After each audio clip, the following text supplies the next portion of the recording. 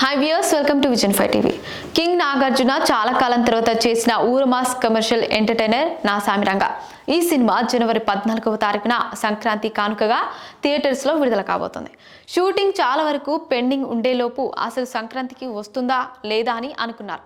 కానీ నాగార్జున ఎట్టి పరిస్థితిలో సంక్రాంతికి ఈ సినిమా థియేటర్స్లో ఉండాలి అనే పట్టుదలతో మూవీ టీంపై మొత్తాన్ని ఉరకలు పెట్టించి పూర్తి చేయించాడు. ఒక సాంగ్ షూటింగ్ బ్యాలెన్స్ ఉండగా సమయం లేకపోవడంతో ఆ సాంగ్ని సినిమా నుంచి తీయించేశారు.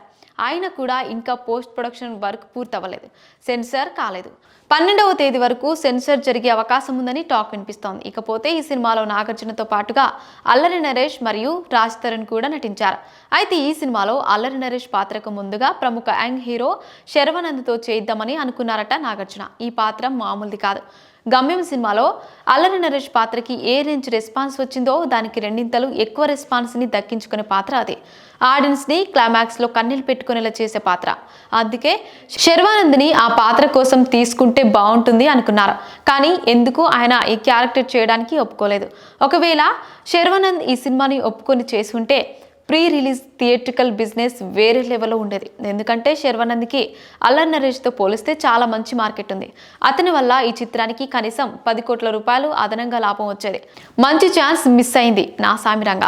మరిన్ని ఇంట్రెస్టింగ్ అప్డేట్స్ కోసం మా ఛానల్ని సబ్స్క్రైబ్ చేసుకోండి.